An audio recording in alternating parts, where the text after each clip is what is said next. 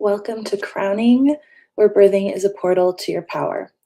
My name is Siobhan Duras, and I am a full spectrum doula, a childbirth educator, and a spirit baby medium. And I transform people's fears of childbirth and help parents rise as the leaders of your families that your ancestors have been praying for. So, welcome.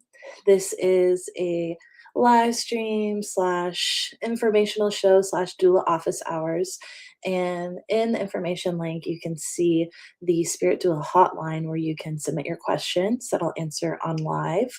And you can also drop those in the chat. So, welcome. This is episode 2 of Crowning, and you might hear some sirens in the back. I'll mute them as they pass.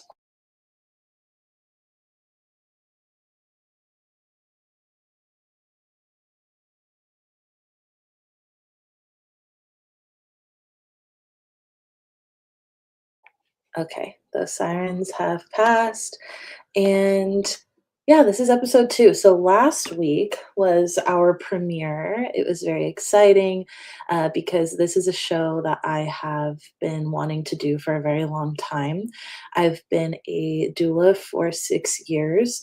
And that was sparked by the birth of my son in 2018 and my own pregnancy and childbirth experience, which sent me into a journey of exploring the history of childbirth in the US, the current climate of childbirth in the US, and uncovering truths that we are in a birthing crisis in this country. And so last week we dug into what is reproductive justice, because you're going to hear that a lot on this stream, as well as digging into the question of where to birth and looking at the different considerations and circumstances when choosing where to birth in the US. So, if you're somebody who is currently pregnant and you're navigating different questions for the many, many decisions you're going to have to make, or you are somebody who is thinking you want to be pregnant and give birth one day, or maybe you're somebody who already has children or never wants children and just wants to be a more informed advocate and informed support person, then this is a show for you. Today, we are going to dig into this question of how do I even decide if I want to be a parent? And I also got a question about deciding and starting the journey of becoming a birth worker or a doula. So we're going to get into that in the second part of the show. But first, I'm going to pull up my rainbow of readiness before we dig in. Also encourage you to take a sip of water.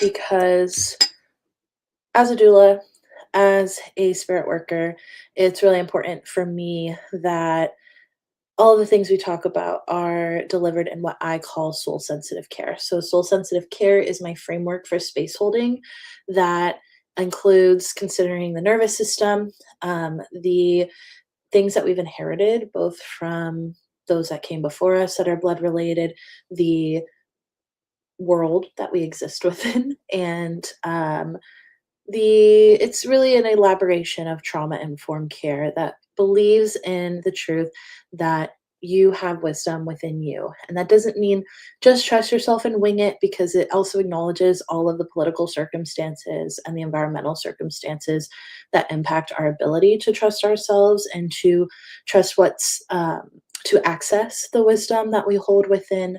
But that's my approach to birth work, is believing that if you are given the space that pulls all other influences out of it and just hear yourself and are presented with evidence-based information, presented with just somebody that trusts that you have the dignity and ability to make choices for yourself, then you're able to make sovereign choices. And that is the role of a doula. The role of a doula is not to save someone from a negative childbirth or to tell you what to do.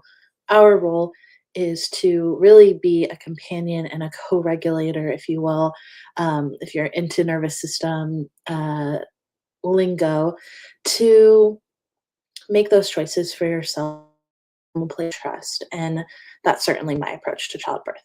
So with the Rainbow of Readiness, I ask you to do this little self assessment before engaging with the stream because we talk about, like I said, reproductive justice, the current climate of birth in the US, and it is very, it can be very triggering, especially if you do not fit into a thin, white, cisgender, able bodied identity or the layers of those. Last week, we also talked about intersectionality, but depending on your identities, depending on the experiences that you've had in life, just discern for yourself if you're in a place to receive the very racist and violent truth of what is going on in the birth the birth industrial complex.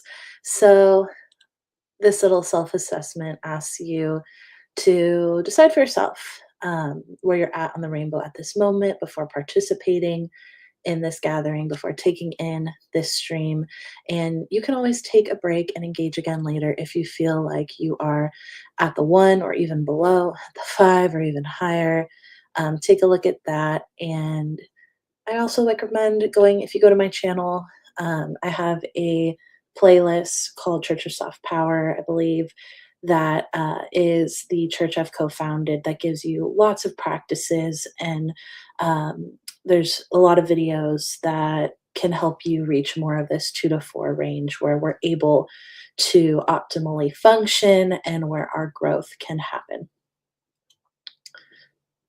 Now that we've done that, I'm going to I'm going to open us with a little card today because all the astrologers have been saying that this is like one of the most active weeks of the year. And I feel that there is a lot happening, and a big piece of why I'm on here sharing what being a doula has helped me with in my 6 years is developing and increasing my capacity to show up while life continues to happen. I've been reflecting a lot on that this week. That is going to be the topic of my newsletter tomorrow is some of these life things that happen and the ways that I had to figure out how to show up for my business, show up for holding some of the most important and significant and sacred moments of others' lives while going through some of the most devastating and difficult moments of my own life. And I'm kind of feeling like that today, to be honest. And it's something I used to judge myself for.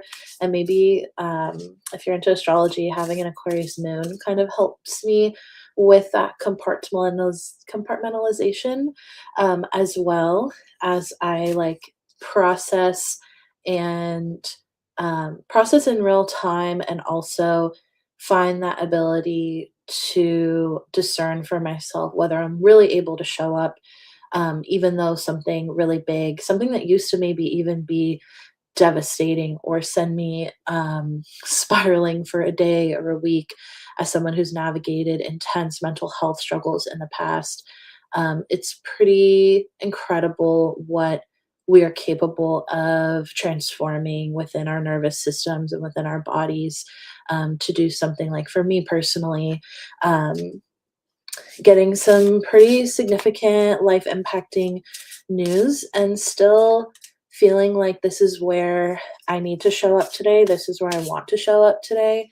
And so if there's times where it's okay to cancel and it's okay to change plans, but that's something that is why I always center on like our personal, individual, like assessment, our intuition, our ability to decide that for ourselves because every single person is different. Every day is different. And so our card today, is Rest. This is the Oracle's Offerings Oracle from Offerings Oracle by Caitlin Grania. They are my mediumship mentor and Espiritismo teacher. And the Rest card, and look at this, it's just got this beautiful blue I just want to like take breath with that card right now. Just be this little kitten, and maybe you're snuggled up watching this like a little kitten too. Um, today's topics are not as intense. My energy is not as I'm at a 3 today. Last week I was more at a 4 because I had those first stream jitters. Um, but this is the best reminder for this week. Make time for rest. Like I said, there's a lot happening. And so after this, I scheduled some time to co-work with a friend because working alone and focusing on my own has felt kind of difficult in the winter in general. And I'm giving myself that like 2 hour block to do some things and then completely free myself to rest for the rest of the day. So, that's taken time to set my life up in a way where I'm able to do that. And, it's tempting as someone who works for myself. Um, there are the days where I decide that I'm just going to fully check out and rest because that's what's essential. But I have to temper that with like showing up too, because nobody pays you when you are not showing up. And also, nobody pays you when you do show up a lot of times too in different ways. So, uh, I'm going to with the spirit of rest, I think I want to do a little bit of a rest moment together here. And so wherever you're at, um, I invite you to pause just for about 6 minutes. It's 1:14. I'm spraying here my field shield. This is my self-made potion that is for energetic clearing and protection. I'm going to spray it over these airwaves so that they can reach you wherever you're at. And just taking in a big breath through the nose and then exhaling, feeling that exhale release all the way down to your pelvic floor. And let's take 2 more of those breaths together.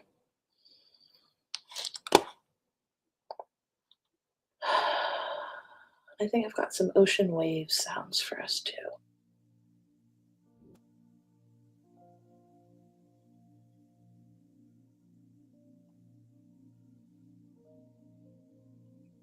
Hi, this is Siobhan, Oh, and in this guided that's flow, my recorded we're going to meditation. travel. That is not what I wanted to play. I guess I gotta rename that file. Awkward, but those will be releasing sometime soon, so you can do that on your own. So we're just gonna forget the waves today and breathe together. Part of why I like to include moments like this in the stream is so that this stream can kind of function as a mini doula session. And something as told by the Rainbow of Readiness that I think is really important is being in a neutral-ish place in order to be in the place where transformation can happen. Be in a place where we can grow, where we can be open to new information. That is something developed through many years of observing and taking it personally when the facts I was sharing couldn't be received by people, the truths I believed I was sharing couldn't be received. And what I learned was that by studying the nervous system, when we're not in that place, we physically cannot receive and perceive even the most factual things and let them sink in. So, this is our moment to just rest for a few more minutes. And I define rest as listening to the body's needs without inputting more. And sometimes that looks like stillness, sometimes that looks like movement.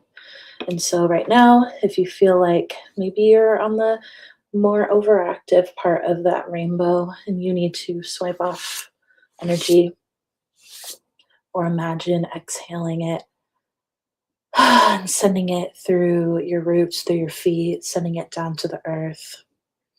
I'm going to take a sip of coffee.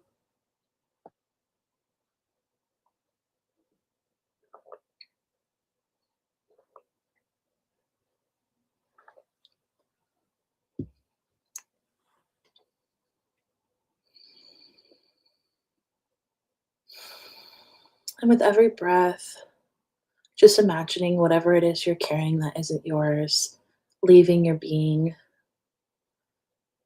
Imagining on your inhale that you're inviting up from the earth, feeling the element of water, inviting it up through our legs, through our limbs, up into the heart, like a river, just letting it erode all of the little rivers and channels within our bodies, the meridians, if you like that language of TCM. And with the exhale, sending any debris cleared from those walls back to the earth. Letting your thoughts just float by like clouds.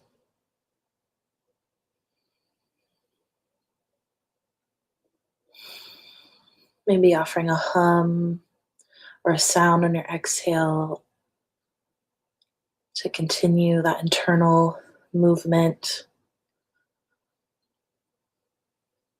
For our last minute of rest here, just letting yourself acknowledge whatever is present in this space without judgment, without needing to fix it. Perhaps you say out loud the words or emotions that you're noticing or expressing them in writing or just shaking them off.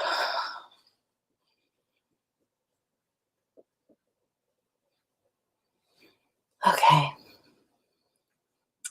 I'll be honest, and I'm observing in my own journey, pausing for stuff like that when I'm like opening up a video and I want to learn something and I'm ready to learn, it used to kind of irritate me. I used to definitely be irritated of like, I came here ready. I don't want to just like pause and do nothing. But it's in that nothing space now that I can really appreciate what surfaces, that like initial surfacing of what's present, so that I can be aware not only of, yeah, I think being aware sometimes of even my biases, what how that energy that's already present before it's acknowledged can influence how I'm hearing everything that follows. Am I receiving it with irritability? Um, with like sadness, because some of the truths about birthing and the facts and evidence can be quite sad in ways. If you identify as a saddie kind of baddie, but yeah, thanks for doing that with me. And maybe you skipped it if you're watching it back, which is also totally cool. So today, what we're going to get into is there's a couple like articles that I'm going to bring up similar to last week. I'm going to screen share and just read through them together. Then I'm going to get to our questions on the hotline. But first, there's something that I want to talk about, which was, and I'm going to kind of be typing at the same time because there's something I said last week that was not fully accurate.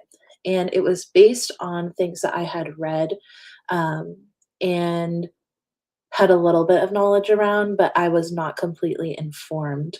And there's a really, really great lesson in there. I wouldn't go as far as to say I was spreading misinformation, but in a little bit of a way I was, because it was an overgeneralization. And that was the topic of home birth. I made like a passing comment about reading about home birth bans in the Philippines. And based on what I had read, I thought it was one of those things that was kind of a general law. And I knew there was still home birthing happening, but I think I said something like, home births are banned in the Philippines except in certain areas. And that part is true. But I need to be more specific. And so, big shout out to Marge Ostani, who is the associate producer of our show. And Marge is in Manila, and she's asleep right now in Manila. And before she even watched this, she sent me a voice memo and was like, it was my mom's birthday yesterday, and I had a really cool conversation with her about my birth. And Marge has, I think, four siblings, and she was sharing around the difference in her birth. And one of the things she brought up was about this midwife in her community. And so I said, that actually came up. Oh my gosh, you're here. What time is it? Is it like 5 a.m. over there? Oh my gosh, you're here. You made it. So, Marge, I'm like, I should have just brought you on. Um, but basically, what the topic was, like I said, was like this generalization about home birthing policies. And um, Marge basically told me, like, that's not my experience. There are areas, especially in their municipality, that where home birthing is normalized and common and part of the culture. And so I did a little bit more digging into the specifics. I shared with her one of the articles that I had read. I can't remember the book, and I kind of lost my notes on this book I read some years ago. Um, but here is I'm gonna pull up this study because now we're like in this fixation of a journey to figuring out what the heck is going on with this like misinformation about home birthing. And so what Marge shared with me is that yes, it is depending on the municipality, and there are um, localized ordinances passed that are attempting to decrease and ban home birth. And one of the things that you mentioned that stood out to me was how you said one of them is in the southern area, which is surprising because those are areas that also tend to pass ordinances that are very um, pro and allied to the queer or trans community. So super interesting. And my thought around that was like, it's actually one of the reasons why I feel like I want to speak more and share more as a doula that is for all genders and that is pro um, protection of queer and trans birth givers. Um, but one thing that I found when it comes to that, one gap that I've seen that I feel like I kind of fill in a way or want to grow into filling is that oftentimes people who have found their identities in queer and transness tend to not be as spiritual. And I'm speaking in the US. I'm speaking to this gap of like rooted in a very Christian, evangelical, um, white Protestant culture that the US is steeped in. Because does not exclude indigenous folks. Like I think that one thing we're continuing to see voices be amplified speaking to is the spiritual role and spiritual like value and like really the treasuredness of trans folks. And in native in the US some groups refer to folks as two spirit. But even when I look at things around like pre-colonial Filipino spirituality about how valued folks who can hold both and I don't even say both because there's not two, but we are in a gender binary now. So even my brain is like limited in the language, but who are genderless or hold both genders or are trans. Um, there is a sacredness to those identities.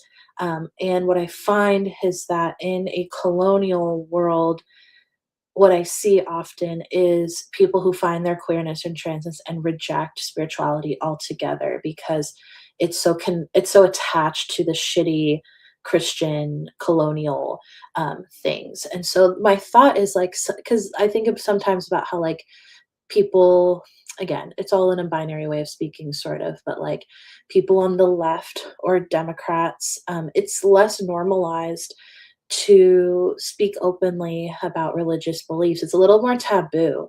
And so what I'm kind of trying to get at is that sometimes I see that there are the very like queer trans birth workers out there, and then there are the spiritual speaking birth workers. And many times we'll find that the queer community does not want to bring spirituality into it, and that some spiritual communities can be very turfy, which stands for trans exclusionary radical feminists. So sometimes these spiritual communities, I always kind of like see them and I have to check. That's like, are you going to be a turf? Are you going to um, some bullshit about how only women give birth and only call us mothers? And that is probably a topic for another day because I have strong opinions on that. And like I said, this is why I kind of want to create a space for queer people who are connecting with um, their spiritual selves to feel safe to explore that without the risk of hearing some kind of transphobic or homophobic or gender exclusionary or binary type of commentary. So, anyways, how I got on that tangent was thinking that sometimes politically in progressive areas that protect queer folks, it can also that's seen as a sign of progress, whereas home birth and things are seen as like anti-science, anti-progress. So I don't know exactly the foundations of that, but let's look at this. So this is published in the National Library of Medicine, and it says prevalence and determinants of home delivery in urban and rural Philippines. Evidence from this from 2017. We're going to keep searching probably. Um, but this gives us an idea of the kind of climate and how we're speaking about it. But why I chose this article, and again, when I choose these articles, I try not to read too far into them so that we can talk about them together. But there you can already see a little bit of the biases coming out and even the language of this. So, women's choice in place of delivery has implications on maternal and child mortality. This study aims to provide an updated and detailed comparison of prevalence and determinants of home delivery in the Philippines and in urban and rural communities. Based on data from 2017, so we are 9 years from that now, but it's probably still, in terms of birth, relevant enough. Um, we estimated the prevalence of home delivery and determined factors influencing their decisions to deliver at home. So, analyses were restricted to data from 7,229 women who were cohabiting or married and their last born child using logistic regression methods for survey data. Okay.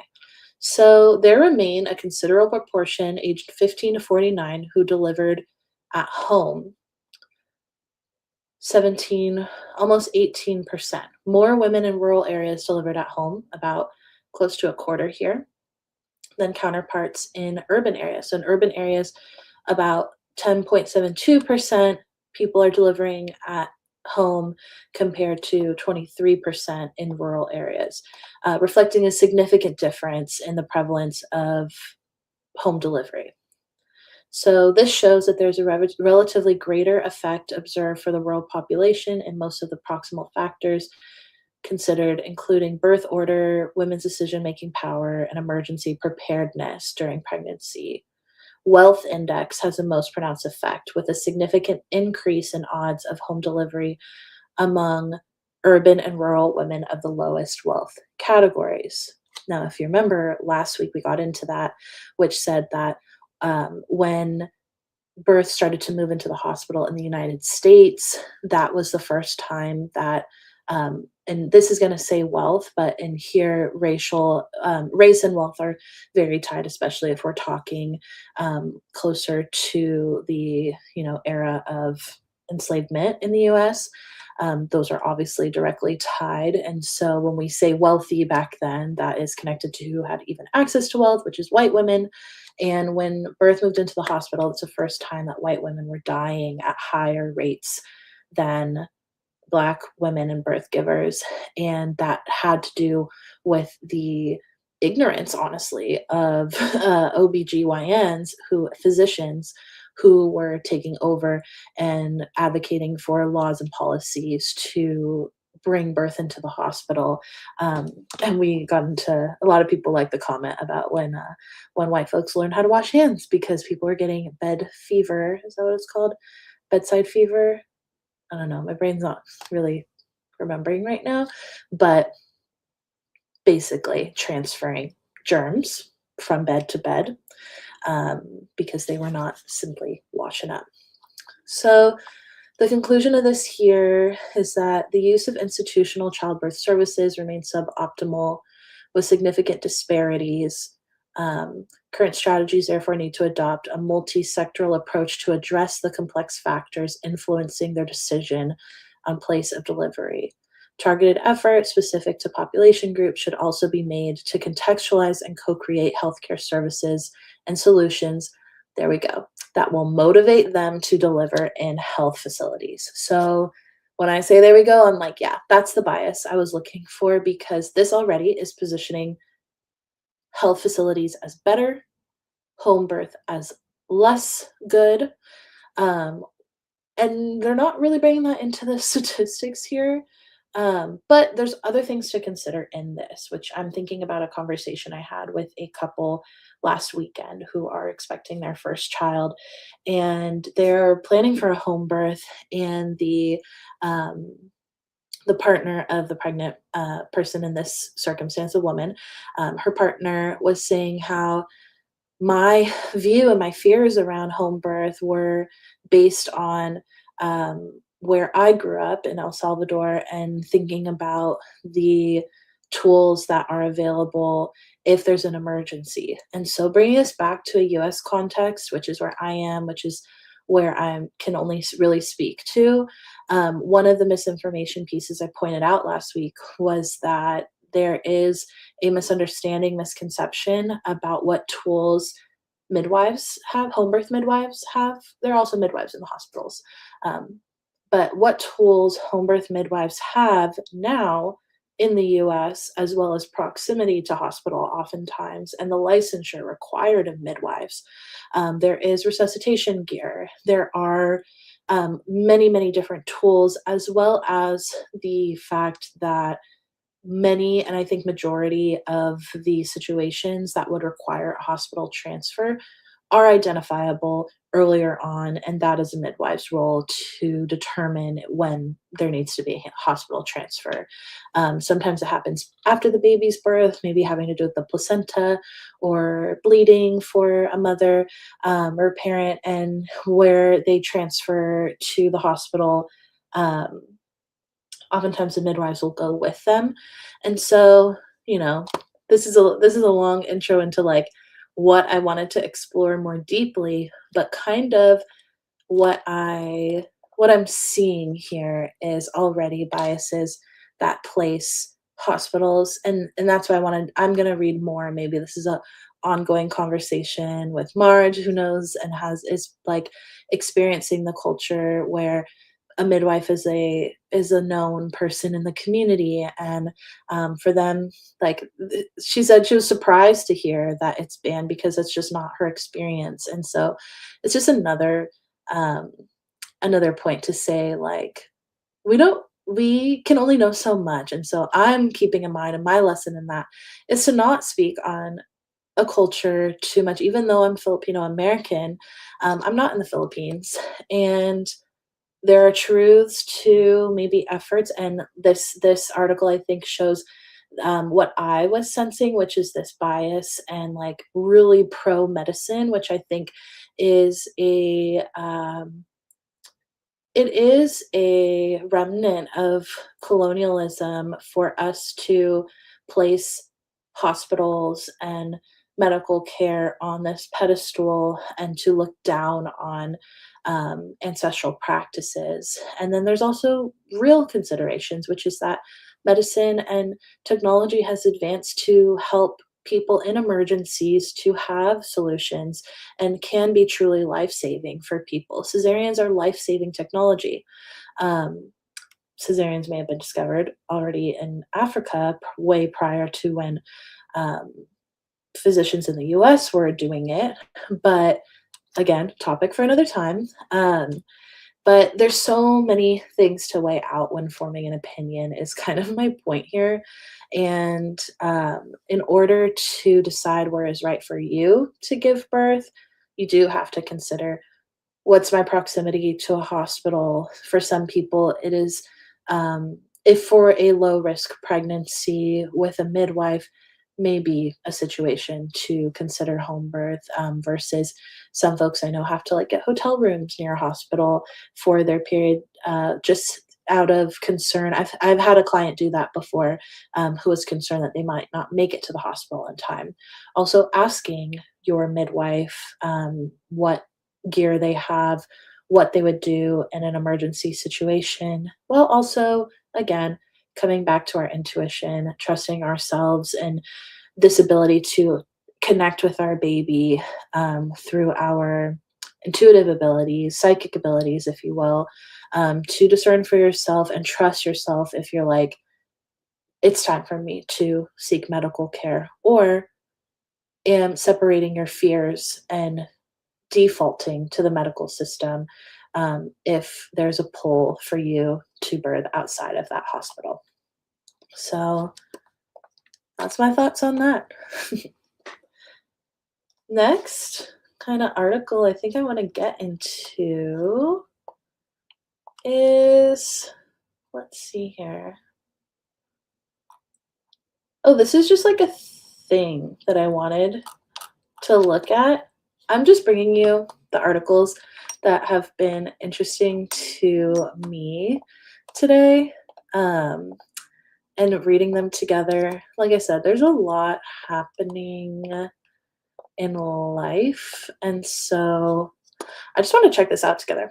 And again, my point of doing this all live is also to model and disrupt this culture of like, just do your own research, and to kind of model as somebody who is more informed in practice in what that even means, because there is so much information out there. There's so much misinformation. Some of it is intentional misinformation, some of it is just accidentally misinformation because of limited perceptions. But as someone who not only is a doula, but prior to that, I have a BA in communication studies, and part of that was looking at how to engage with information and check for biases.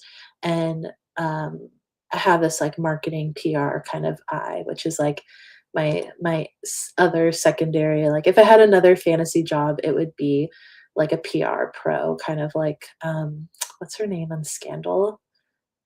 Kerry Washington's character in Scandal, Olivia Pope.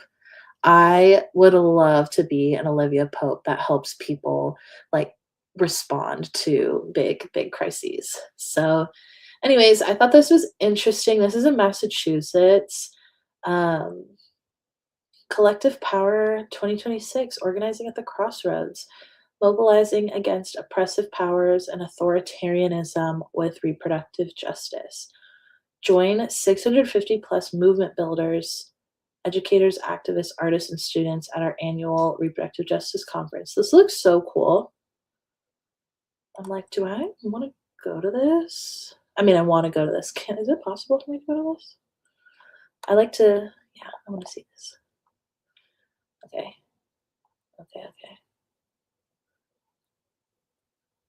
About the conference. At this critical moment, Collective Power 2026 will bring together students, organizers, artists, and communities to confront the growing threats of oppressive powers and authoritarianism.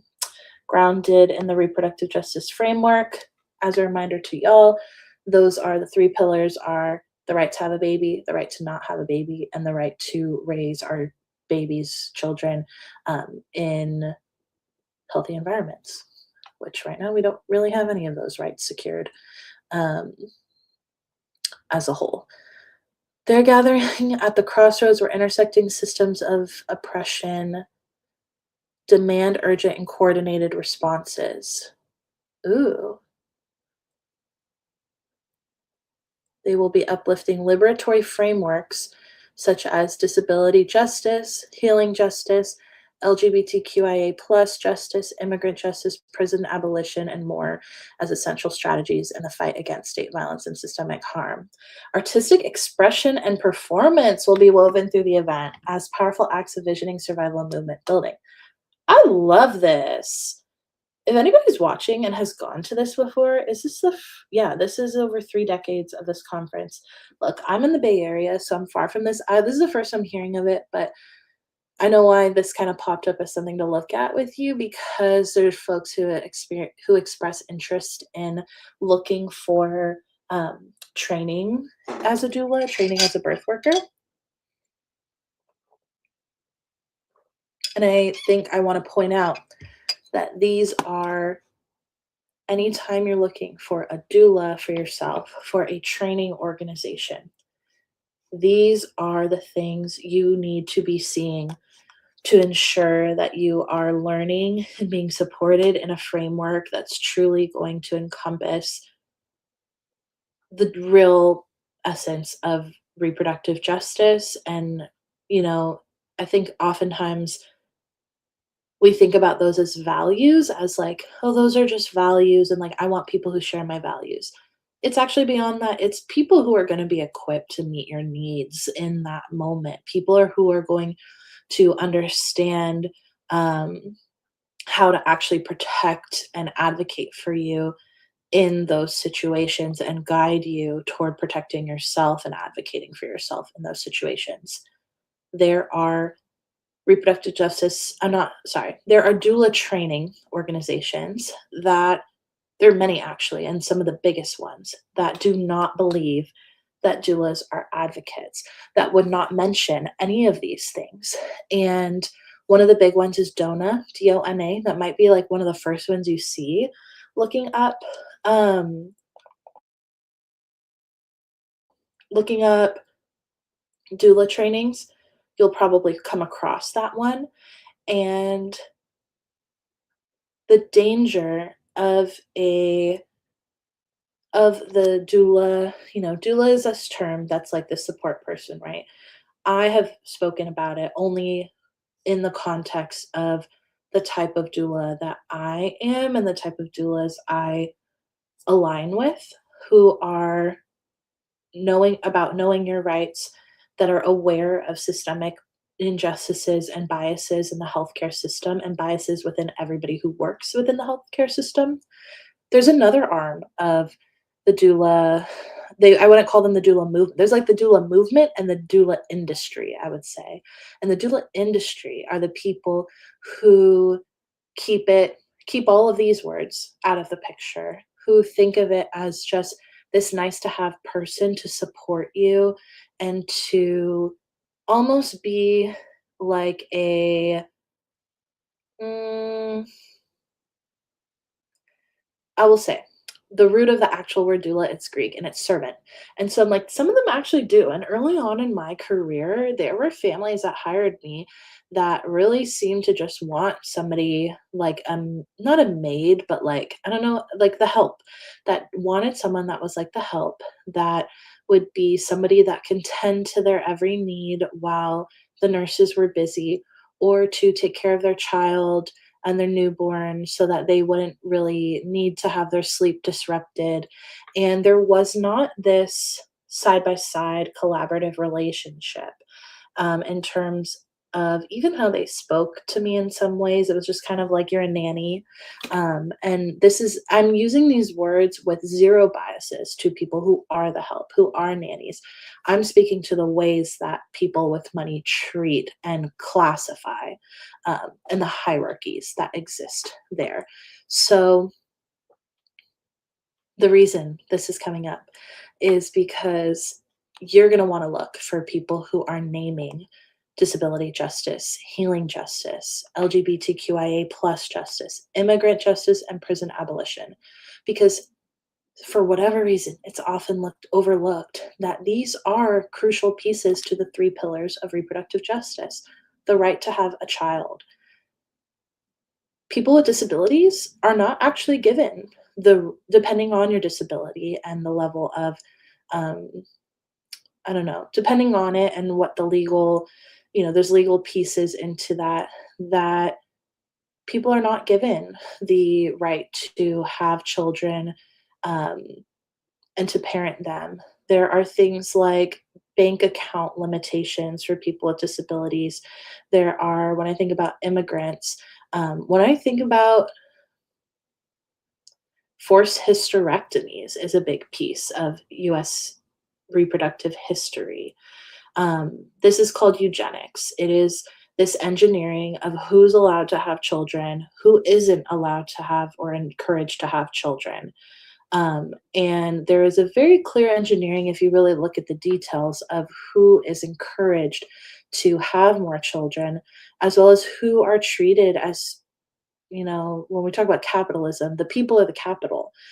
This country relies on human capital. it relies on a certain population of people to give birth to children who will stay in poverty and either enlist in the military forces, enter into prison, aka legalized, institutionalized slavery.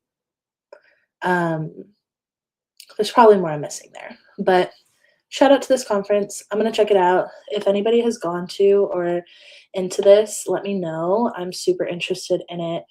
And what I really, really love is that artistic expression and performance will be woven as powerful acts of visioning, survival, and movement building. And that is just the movement that I want to be a part of as a birth worker. And so I'll get into that answer later because that was part of our questions was do how what to consider, how to become a birth worker. Look for those things. And I can mention I train with Cornerstone Birthwork Trainings. They are credited in the closing credits, which I'll have later. Um, and there are quite a few, which I should definitely compile that list of um, aligned organizations. Ooh, actually, let's bring this back up. These are their sponsors. Abortion Rights Fund, Catholics for Choice, nice. Haymarket Books, that's a really, like, radical, um, what are they called? Like, book I don't know, not a label. What are they called? The book, you get what I'm saying. State Repro, and then, yeah, Massachusetts. Shout out Massachusetts on this. It looks really rad. Ooh, let's see. Oh, emerging leaders, that's what they're calling folks. Cool. Okay. I'm going to shift away on that topic now. Thank you. To the Collective Power Conference. Nice. And why does that all matter? It matters because of my next article we're going to get into, um, which is coming from Truth Out Magazine. And we're going to read through this because, titrating our nervous systems, it's really important to talk about what's going on in the US when it comes to our reproductive rights. And the US isn't the only one that matters. And it's always important to remember that most of the things that the US pulls have already been done in other places. For example, ICE and ICE training or lack thereof. People said when we were watching from October 2023 onward of what the IDF was doing to Palestinians that that is their training ground, not only for the weapons that they were using, weapons that are considered war crimes, that are banned by all global standards, which are very low, obviously. But even so, these like standards for humanity, these things were banned, and they were testing them not only to see if they work and how they worked, but they were also testing us in terms of what we would allow, what observers would allow. Um, and what we have seen is that majority of people in power are willing to turn away from this. And now that it is in the US, everyone eyes on Minneapolis. There's even, ICE is in many other places. I saw somebody post today that their neighbor in South San Francisco was taken by ICE. And yeah, those testing grounds for what we will turn away from, what we will normalize. And staying informed, I don't want to become the same as like fear-mongering, being like a shock factor, as well as not normalizing, but we cannot normalize any of this. And at the same time, as I opened up today's stream, um, titrating our nervous system to figure out what our role is in this moment, on this planet, in this world at this time, what our role is and how we can keep showing up. And I love that. And this is why we look to Black feminist frameworks of and Indigenous frameworks is that creativity and creation and by connection work, birth work and reproductive um, stuff. I don't know. Reproductive rights are intricately connected. This is part of creating the world that we want to exist in, and the power of our focus and attention.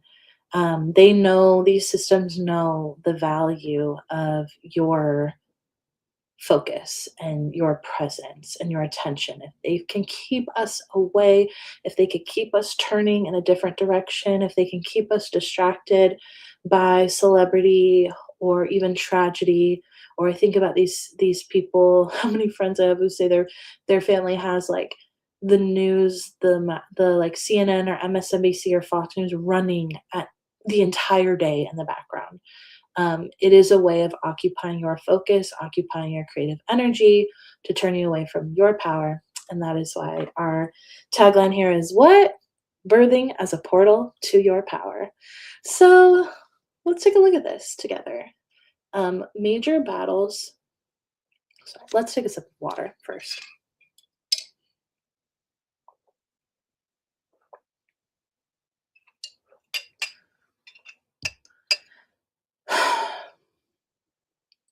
Major battles for reproductive rights in 2026 will play out in FDA and courts. Federal judges and agencies will decide whether to restrict or end people's access to mailed abortion medication. Okay, let's get into it. The first thing I want to say, abortion is the name of the procedure of removing this material from the body that includes when there's a miscarriage. When somebody miscarries a pregnancy, if it does not eliminate itself from the body, the procedure to remove that is called an abortion. That's super important to say, not because it makes it any more moral or whatever, but to show how common it is and exactly who is being criminalized and denied healthcare when we ban anything in that realm. And people will tell you that, oh, it's not the same, you know what I'm talking about. But in a legal sense, but in a when it comes to policy, we're talking about the same thing. And 1 in 4 pregnancies ends in miscarriage. 1 in 4. So just think about that. And tying that back to prison abolition, one of those, what we saw in that conference, why I said that's so essential, is because a lot of these laws that will end up with people with miscarriages and abortions who need abortions in prison is because this empire is desperate to legalize slavery for as many people as possible. They want to moralize these choices and not choices so that we are not as activated by the injustice of enslavement of people. So these are reproductive justice issues. So True Thought's a nonprofit independently funded by readers. Cool, love it. In 2026, the biggest battles over abortion will not be at the polls. There will be a few contested measures on state ballots. Next year, Nevada's government will ask residents to approve constitutional protection for abortion rights for the second time, as required by state law. This measure passed in 2024 with just over 64%. Virginians will likely see a similar ballot initiative. In November 2025, voters there cemented a majority for Democrats in the state legislature, and House of Delegates is expected to put forth an abortion rights ballot measure for voters in 2026. So, for those not in the US, Democrats, Republicans, those are the two major parties. Democrats tend to support abortion, Republicans tend to not. Those are pretty much the clean lines that they stand on. But Republicans love abortions when it is their mistresses or, you know, people that they can, they access them in private. They do not want them for the public. In Missouri, anti-choice, which is what we call them. We don't call them pro-life. I call them anti-choice. Want to undo an amendment protecting abortion rights that voters passed in 2024. They're advancing a new measure that could strip residents of the reproductive rights that are now constitutionally enshrined. However, the most consequential questions about abortion in 2026 could be answered at a federal level by the Trump administration in the courts. As a scholar of reproductive health law, I'm watching how federal judges and agencies respond to conservative efforts to restrict or end people's access to mailed abortion medication.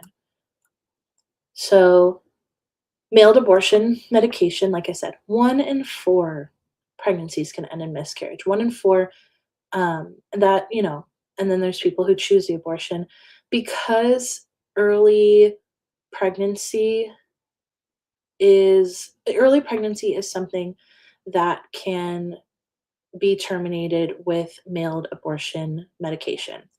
There are 2 primary medications that typically um, are given, and you can even do it with just one of them, and that's what they're talking about here.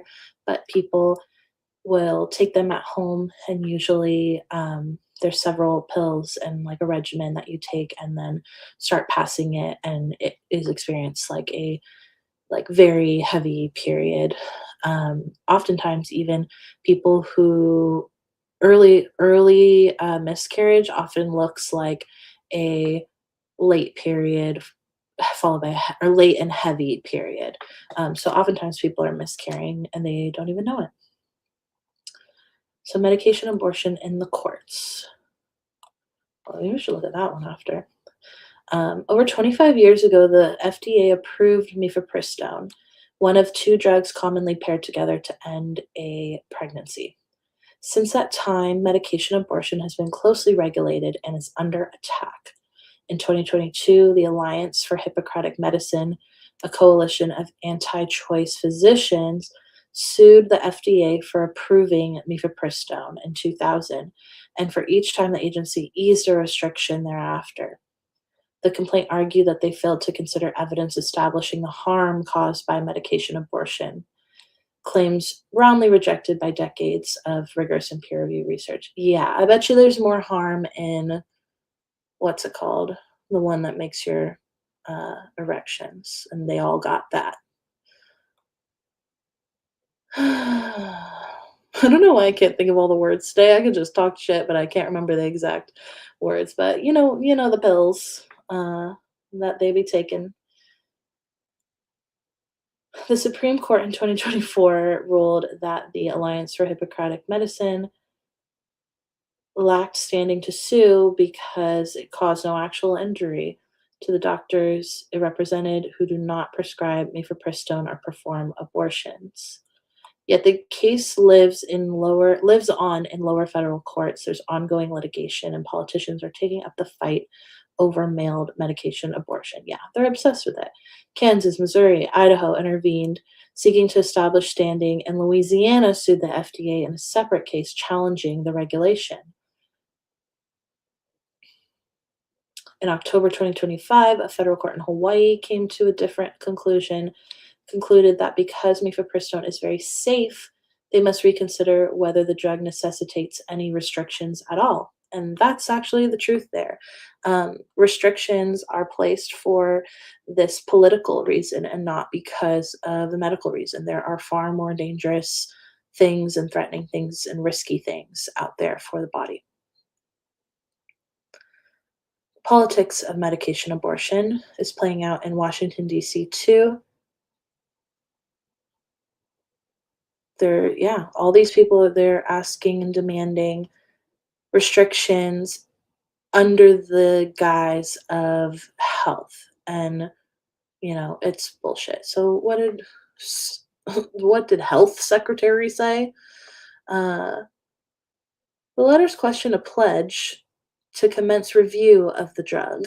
The Democratic senator's letter pressed the agency to remove all remaining restrictions.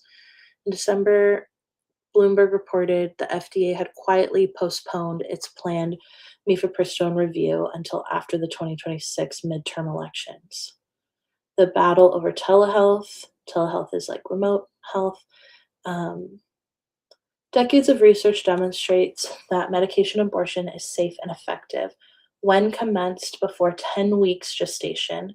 The two-drug method is effective about 98% of the time. Complications such as infection or hemorrhage are rare. They occur in perhaps a fraction of the percent of all medication abortions. Yet courts and legislators cannot agree on the basic facts due to widespread disinformation about abortion care. And anti-abortion forces have waged a concerted national campaign to stop mailed abortions. Today, no part of the process needs to be done in person. The patient, provider, and pharmacy can all interact virtually. Which is, and it's in a sense, this is why, because we're coming back to eugenics, we're coming back to late stage capitalism and a desperate need for more people to have children, and as well as a desperate need for more people to be imprisoned for free labor. So, of course, it's a threat. Doing anything by mail is a threat to these people, despite overwhelming science and evidence saying that this is something that is common, this is basic healthcare, this is a low risk thing. Viagra, it just popped into my head of what that. You're witnessing the nonlinear brain in action, but yeah, I'm like, yeah, they don't have that, but they can all get access to Viagra, can't they? And that has far more health risks, I'm certain. It's popular. Mailed medication abortion is popular nationwide, particularly in states with abortion bans. Yeah, that's why this is fascism, y'all, because we can mail things across state lines, and this is why I want to say, people who there are, I will dig up, I will dig up those resources to share as well, or get on my email list because these aren't necessarily things I'm gonna always have on YouTube as I consider laws and things of, but I'm going to continue to share that there are always going to be networks of mailing medication regardless of your state, and we need to continue staying connected on those things so that folks can have access to basic healthcare. Hmm. Because of male medication abortion, the average number nationwide has actually increased since the US Supreme Court in 2022 overturned Roe v. Wade, reversing protections under the US Constitution. Providers in so called shield states are a key reason for this. 8 US states have laws that shield providers from civil, criminal, and professional consequences for delivering reproductive care to out of state patients. That's awesome. In these states, they can prescribe these medications no matter where the patient lives, so long as the care is delivered by a provider licensed and located in the shield state, complying with the laws. So it says, watch the courts and the FDA. I know it's getting kind of long, huh? Um, yeah, this is just a really, really great look. The question for abortion in 2026 then is, will courts or federal forces do what democratic processes cannot? And that's in reference to the little political support to pass a nationwide abortion ban. So that's really great to see. That is one way that medical providers and state lawmakers are stepping up to be in solidarity with states where there may be Republican majorities that are trying to ban these things. There are people creating networks to give access to it. As you see, these shield states where they can send and mail these things. And so, this topic of abortion access, the thing is, you will never ban abortion. You will only decrease access to safe abortion, which increases risk of lives, honestly. And we're not talking about the, we're not talking about early fetuses when I say lives. We're talking about the people who carry them, who also are humans, which is news to many Republicans. So, yeah, that is good to know. And knowing these things, the reason I like staying informed about what's going on with this is so that we understand the risk. Like I said, there's always going to be access to it. And the more we talk about and normalize and destigmatize abortion, the more we support efforts like this to increase the access, to be in solidarity with state laws, um, and we do have to pay attention to what the federal government is going to do in this sense, not so that just to keep ourselves safe, so that we can continue helping one another get the healthcare that we need. So that is the state of abortion and male abortion. Or what are they? What's the phrase that they're using?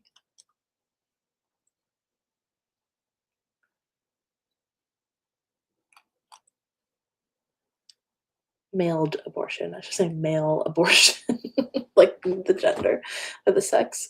Mailed abortion.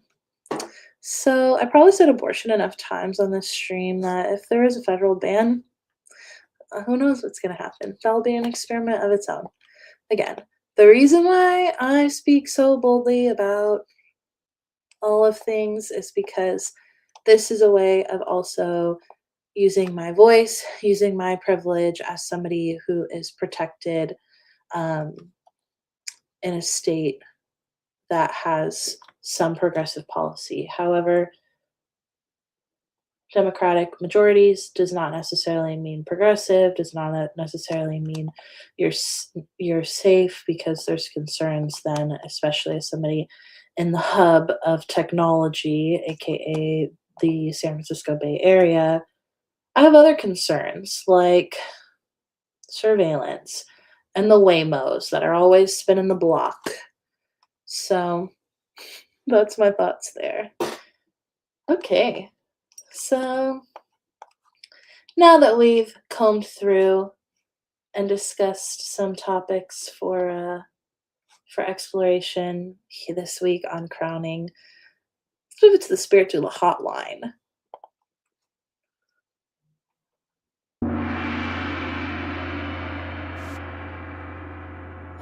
That was a little energy clear. I think I need to make like a little jingle that's gonna be like the Spirit Doula hotline. We'll see. And I got a question on the Spirit Doula hotline. I got a question. Is that the jingle? What do we think? Anyone want to help me bring that to life? So here we go. We got a juicy one this week. Let me see. Do we get any others? This is the one. This is the one this week. Spirit Doula hotline. And this came from Lily. Thanks, Lily, for submitting to the hotline. Hi, I'm writing with a layered curiosity around motherhood, desire, and discernment. I'm a parentified eldest daughter, and I've spent much of my life in a caretaking role within my family work and community. Because of this, I never imagined myself as a mother. That role has already felt lived in my body and at times deeply depleting. Now, in my early 30s, something has shifted. As I rebuild my life and sense of self, I'm noticing a new openness to partnership, family, and even the idea of having a child. When I allow myself to imagine it, there's tenderness and joy there, which surprises me. At the same time, I hold real fears about repeating old patterns, the state of the world, resources, and whether this desire is truly mine or shaped by timing, peers, or conditioning. My question is, how does one discern whether they want to become a mother? Is there ever certainty, or does the wanting unfold over time? How do you tell the difference between desire, fear, readiness, and obligation, especially when you've already spent much of your life mothering others? As a side note, I've also been feeling a growing curiosity about birth work itself. I'm wondering how people begin to explore a call toward doula or midwifery work, and how to know if that path is meant for them. Where can one start? Thank you for your work, time, and wisdom. You're welcome. Great question. And since I already read this question a little prior, I have a little checklist of topics on it. So let me get back to my little notey notes. Yeah. So, how do you discern whether you want to become a mother? So, I'm going to kind of start with, how do you discern really anything, right? So, my approach to that is, like I said earlier, and why we did that little rest and clearing practice, is I think it starts with clearing out all the other things influencing this decision. And this won't be just like a one, maybe it is just a one meditation where you sit and you ask yourself, do I want to have a kid? And you get a yes or no. But for many others, it can be more complicated, and especially um, depending on your life experiences. And so, like you touched on, there are many of us, myself included, who felt like the role of mother was, we've already kind of experienced and lived it. Like you said here, it's already felt lived in my body, and at times deeply depleting. Yeah. If you've been in a caretaker role, that was me. When I first was starting to dig into like branding, I was working with a coach named Captolia, and Captolia brought in the archetypes. And with these kind of 12 marketing archetypes, I was really resistant to embracing the caregiver. Um, Even though I was taking the little quiz of what archetype are you, and I was very clearly that role. And she acknowledges in her work, which was like, sometimes you really identify with the role, but it's important for you to not embrace and consciously embody and choose to embody and lean into it, because it's part of your conditioning, and for some of us, even a traumatic thing. So, the birth realm framework was really birthed from somebody who knew she wanted to be a mother, but the process that we went through, I think, is relevant for this too, which involves going within and confronting all of these other little peripheral things that influence this role of mother. Um, Looking at our role with our own mother, that's a big one for people. Digging into and exploring, well, like I would say start with making a list of like, what are the reasons that I don't that I'm not interested in being a mother? Is it, a lot of people, I'll tell you what I hear from my clients. Oftentimes I hear, I don't want to become like my own mother. I don't want to pass on my trauma. I don't want to pass on these genetics. Even people who consider that because of certain traits, um, or even like the epigenetics, so like predispositions to certain health conditions or patterns of behavior or mental health. That's a big reason why people um, don't want to have children, or believe they don't want to, or really usually believe they shouldn't. And I think that we get into things like disability justice and destigmatizing some of that is a piece of it. There's this like getting informed level to dissolve some of those biases.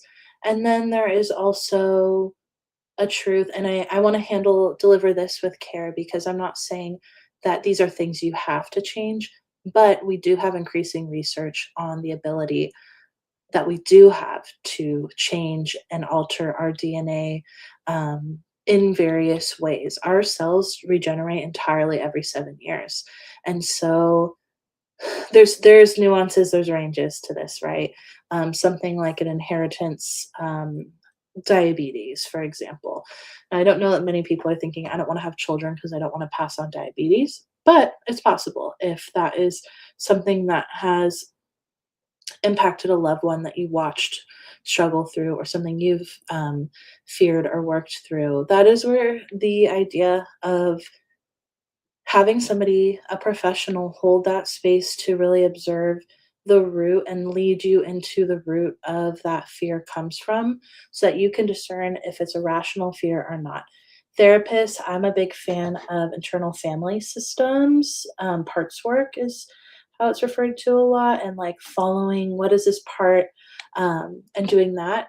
Or if you feel like there is not something super heavy, but it's of a spiritual nature, you can go to an energy or spirit worker. You can go to a hypnotist to work through these patterns and fears that are maybe valid, but maybe preventing you from honoring a deeper truth for yourself.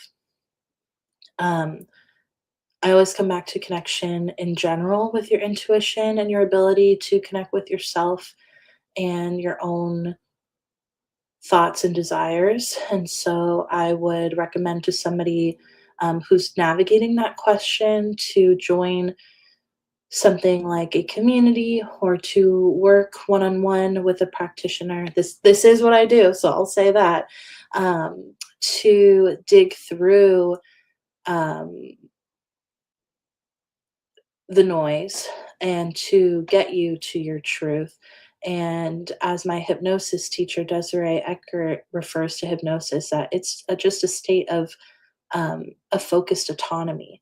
And I love that because it really gets back to what I said in the beginning of this stream, which is that I really believe that when given the space, when given the respect and the belief is communicated to you that you're capable, I find that most people know what they want deep down. And so I do think that choice, how to discern whether you want to become a mother, it is super personal. And I've written about this in on my blog. You can read this share about spirit babies. I think spirit baby readings are a great way to see, even, is there a spirit baby that is waiting for you? Maybe you're hearing their call and maybe you need somebody who can hold you through receiving those messages of what is potentially out there for you, um, or the spirits that come forward to say, there's no spirit baby here, but if you really want, because it's not part of your contract in this life, but if that's something that you know you really want, you can call one in. Or there's a spirit baby here, but it's totally your choice. And that was my situation of meeting my spirit baby. I've written about that quite a bit through my newsletter and my blog, that that was my initiation into communication with my spirit baby, was being pregnant, and this baby really being not a baby but a guide who was holding me through this initiation into my autonomy and my choice, and reassuring me that whatever I decided was going to be okay. And whether still a question philosophically of whether they were always meant to not be born, or maybe it was always my choice and that altered the course of my life. I feel like that sometimes, that by not carrying that pregnancy and birthing that baby, I've birthed other things. So I would start there. I would start with your intuition and ability to hear yourself. I would start with your spiritual relationships, maybe with the guides that you do and can trust and your ability to connect with them, as well as your living relationships and village and community. Um, Talking to other mothers, observing, participating in a family, maybe volunteering to just like spend some time and help out with someone and becoming a village member, so that one, you can feel and observe yourself, um, of some people feel like they just want to nurture and that they have a capacity and a desire to be part of a community where there are babies and care for babies. And then by doing that, they realize what they value, um, is that, and not so much having one them of their own.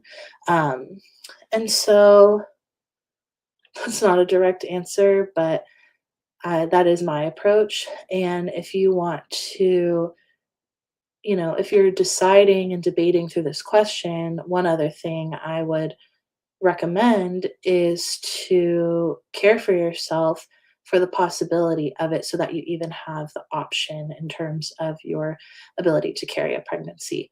And so, oftentimes, um, it's downplayed how a menstrual cycle is a vital sign of our health if you're born with a uterus for many of us. Not having a period is something that you can dig into if you want to even have the option one day, because I think, as much of a spiritual person as I am, spirit always has to move through matter. And so we live in a world with a lot of disruptors to the material that's necessary to carry a pregnancy. And so I would maybe look into things like fertility awareness method. I'll drop that in the show notes. Learn Body Lit is my favorite website for resources for that, to learn how to track your cycle, learn your body's rhythm. And even if people use that method to also not have children, it is not the rhythm method where we assume everyone has a 28-day cycle and you just go off when the app tells you, go ahead. It is looking at your rested body temperature, your cervical fluid for the actual signals that you would be able to get pregnant. And it's an incredible method for learning yourself. It's an incredible method for being gentle with yourself and to notice how in tune you are with your environment, because one, stressful event can disrupt your cycle.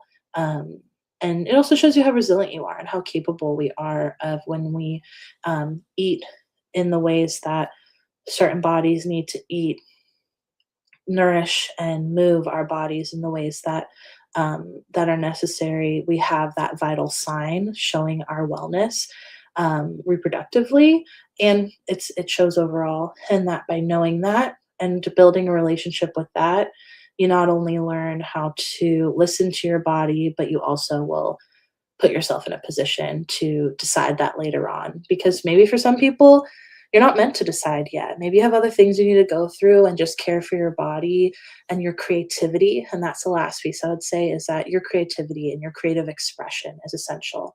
The connection between the reproductive organs and the voice is both physical and spiritual. And so the more you express yourself, the more you create art, write, speak, the more you are building your creative life force. So that's my answer there. And to the second part of the question, you've been feeling a growing curiosity about birth work itself, how to begin exploring a call to doula or midwifery work, and know if it's your path.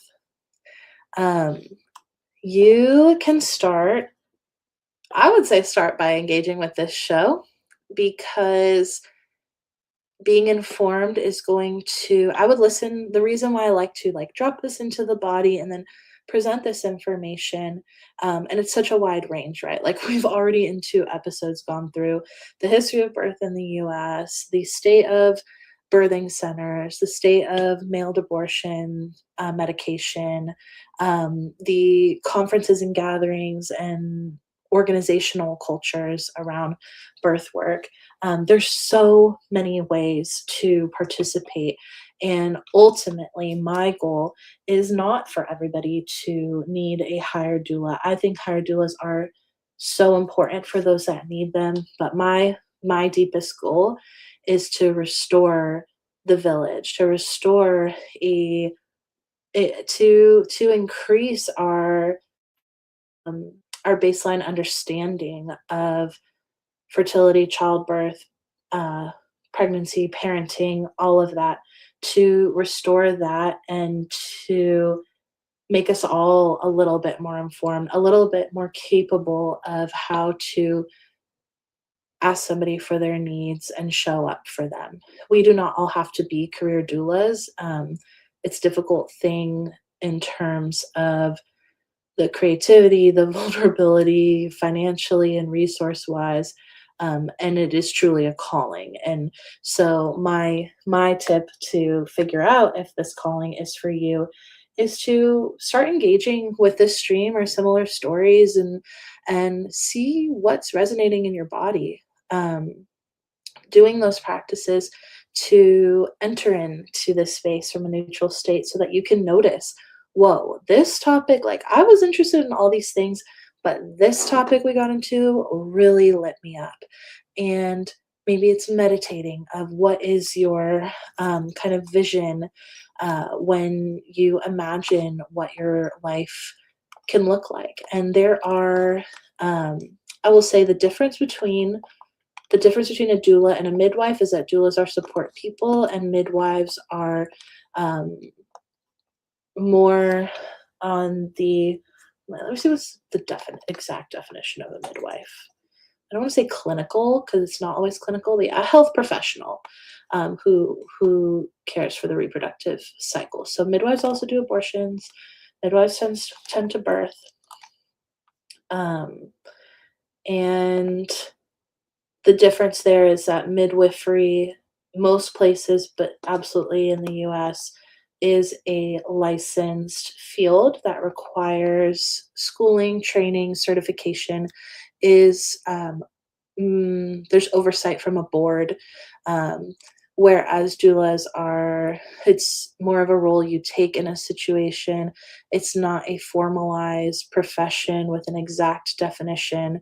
Um, but one piece I was kind of getting at earlier when I was talking about DONA, the leading doula training organization, is that one thing we're seeing with the increase of awareness of doulas and what we can do is that organizations like that specifically say they are support, they are not advocates, they are not talking about prison abolition, immigrant justice, all these other things. They are intentionally apolitical, which makes them a certain side of the political spectrum, but they would say they're apolitical, non-political. Um, what they're doing is forming relationships with hospitals so that hospitals are increasing their policies to require certification with specific organizations.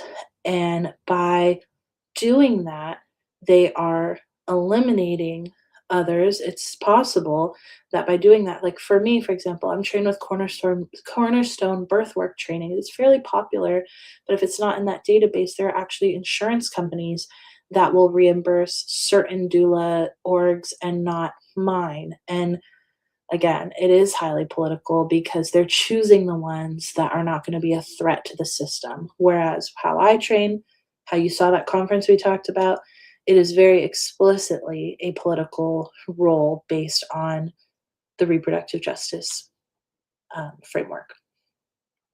And so I'm going to do a quick little plug in terms of, let's see, where do we go? Mhm. Okay. I want to talk real quick. If you really, really want to know what, uh,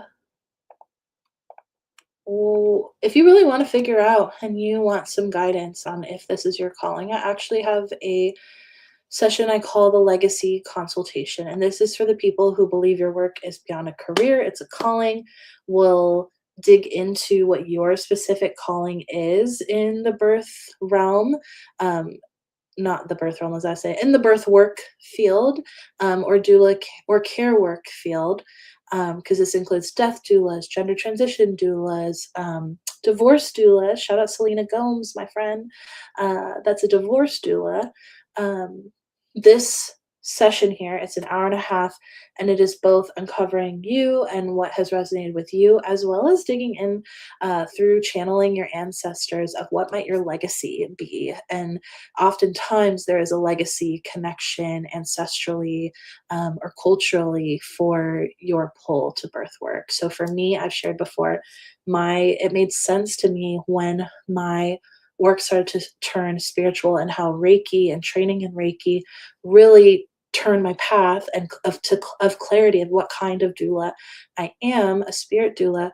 And one piece of connection in that is my auntie Rosie, who attended my birth, who was an energy worker and was giving my mom energy work during her labor with me. And I didn't know that until after I trained in Reiki and told my mom and told Rosie. Um, and so that's something that came in. I also discovered that when my dad reunited with his biological family, found out that his biological mother was also a tarot reader. Um, there are like a lot of little, uh, what are they called, breadcrumbs, that are revealing my legacy. And there's something I realized recently, which is that on my father's side, there is a legacy of working in the labor movement. And I'm like, did my soul hear labor and think we were talking childbirth labor? Because they're talking about workers' rights and labor. And that is a piece of my legacy that I want to be a part of in the long term in the doula world and community. Is I look to labor unions, which is an ancestral legacy I carry. And I'm thinking about how can I, learning and pulling from the labor movement, the labor unions, what type of solidarity can be built amongst care workers, amongst birth workers, to, like I said earlier, to move from the help in that stigma, to bringing pride and solidarity and rights um, to our fields and build collective power. So check that out if that's for you. Legacy consultation. That is going to be a wrap on this week's crowning. Thank you so much for being with me here today. Thank you for vibing with me on the articles in the chat. Again, we span through so many topics, and my intention is to not only share information, but to also model looking at information, engaging and discerning what's right for you and what you believe in. So if you have comments of what you believe in, leave them in the chat.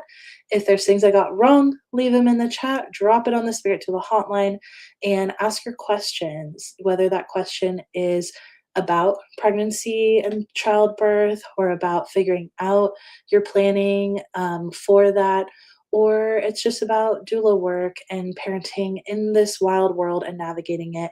That's what I do as a spirit doula. I'm here for you. And you can reach me anytime at my email at motherofpearlllc@proton.me if you have something more private to say. I appreciate you, and I will see you next week.